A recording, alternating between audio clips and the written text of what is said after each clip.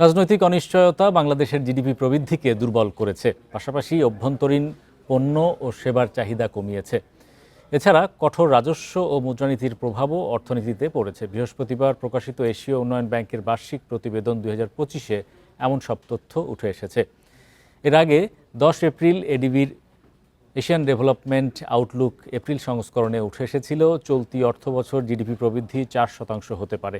মূলত মধ্যপ্রাচ্য যুদ্ধের কারণে প্রবৃদ্ধির পূর্বাভাস কমিয়েছে সংস্থাটি।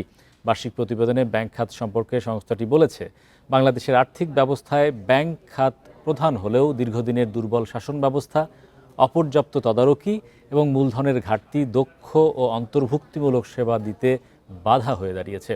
বিশেষ করে ক্ষুদ্র ও মাঝারি উদ্যোক্তাদের ঋণ প্রাপ্তি সীমিত হচ্ছে এবং অনেক পরিবারের আর্থিক অন্তর্ভুক্তি বাধাগ্রস্ত হচ্ছে।